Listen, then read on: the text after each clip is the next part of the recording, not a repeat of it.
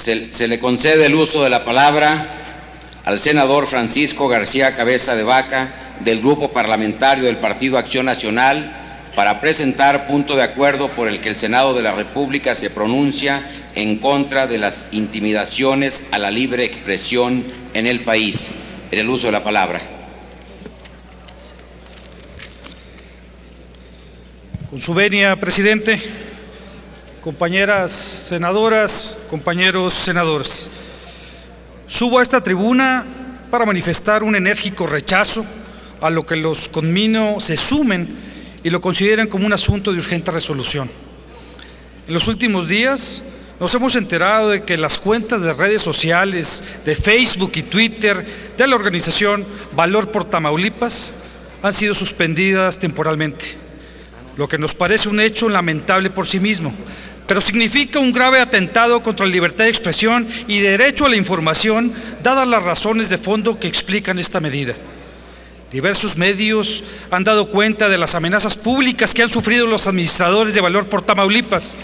Se ha puesto precio a su cabeza y se ha ofrecido recompensa a quien revelen sus identidades, amagando con dañarlos a ellos y a sus familias. Lo anterior se deriva de su contribución con un servicio a la ciudadanía a reportar los hechos violentos que se realizan por parte de las organizaciones criminales. Valor por Tamaulipas es tan solo una muestra de la grave situación de inseguridad que se vive hoy en Tamaulipas y en muchas regiones del país. Como muestra de ello, basta referir los casos que más han conmocionado los medios en fechas recientes. El pasado 3 de marzo, Jaime Guadalupe González, director de un diario digital del norte de México, fue asesinado por un grupo armado en Ojinaga, Chihuahua.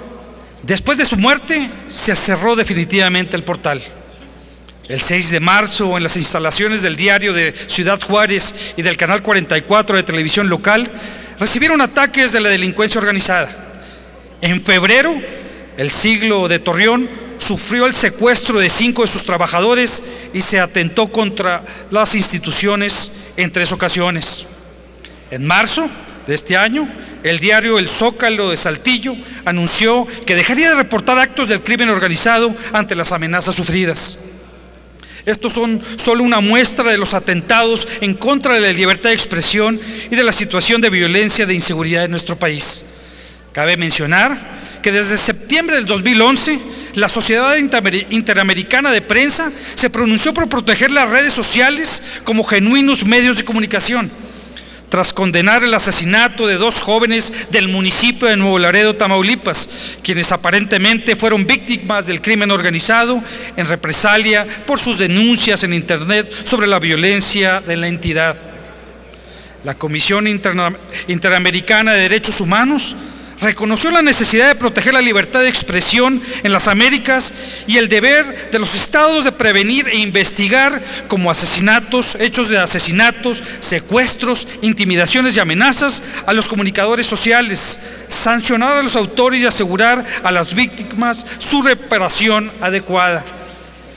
Por lo anterior, resulta necesario defender toda manifestación, opinión y expresión, ya sea a través de los medios de comunicación tradicionales o de los nuevos medios tecnológicos. Esa defensa debe ser un compromiso de todos, de legisladores, de gobierno, de sociedad y de medios de comunicación. No podemos ser omisos ante hechos como este. No podemos aceptar que no se otorgue las garantías a quienes cumplen con un servicio ciudadano. No podemos permitir que el fenómeno de la autocensura por temor a represalias del crimen se apoderen también de las redes sociales, y menos cuando nuestro país se encuentra en el lugar 149 de 179 en la clasificación mundial en materia de libertad de prensa, de acuerdo al estudio del 2011-2012 de la Organización Mundial Reporteros Sin Fronteras. Por lo anterior, someto a su consideración los siguientes resolutivos. Primero, el Senado de la República manifiesta su rechazo más enérgico a las amenazas vertidas en contra de Valor por Tamaulipas, así como cualquier tipo de agresión en contra de los medios de comunicación, los periodistas y todos quienes trabajan en los medios nacionales y locales. Segundo, el Senado de la República exhorta respetuosamente al titular del Ejecutivo Federal y a los titulares de las entidades federativas a implementar las acciones necesarias para proteger la libertad de expresión y garantizar el derecho a la información de nuestro país. Por su atención, muchas gracias. Es cuanto, señor presidente. Gracias, señor senador Francisco García Cabeza.